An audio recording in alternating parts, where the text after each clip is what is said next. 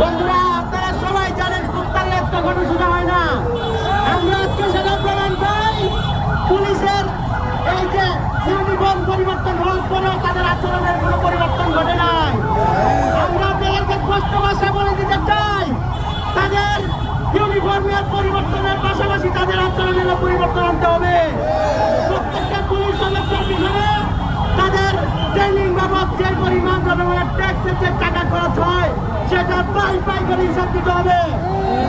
আপনারা জানেন আজকে আমরা এখানে দাঁড়িয়েছি কিন্তু এই মাদ্রাসা যে শিক্ষকরা আছে তাদের অধিকার আদায়ের জন্য। সবচেয়ে বেশি অবহেলিত যে মাদ্রাসার পেশাদারি শিক্ষক, সেই শিক্ষাকে যদি জাতীয়করণ করা না হয়, শুধু শাহবাগ না, আবারও কিন্তু আমরা সেই বাংলাদেশের দিকে আগাবো। বলে দিতে চাই, এই ইবতেদায়ী শিক্ষাকে জাতীয়করণ করতে হবে এবং যদি ইবতেদায়ী শিক্ষাকে জাতীয়করণ করা না হয়, আবার আপনাদের সেই পুলিশের সাথে আমাদের সেই পুরনো পাঙ্গা কিন্তু আমরা নিব। স্পষ্ট ভাষায় আমরা বলে দিলাম।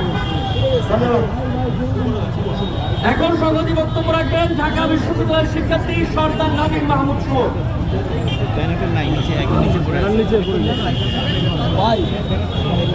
সংগ্রামী বন্ধুগণ, আপনারা দেখেছেন যে হাসিনার রেখে যাওয়া পেটোয়া বাহিনী এখনো কোনো স্বভাব পরিবর্তন হয় না।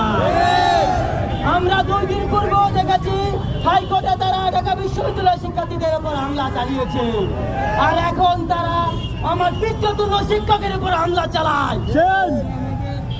এই পুলিশ বাহিনীকে বলে দিতে চাই, এটা আমি আমল নয়। আপনি আজ আমার বিদ্যুৎ শিক্ষকের উপর হামলা চালিয়ে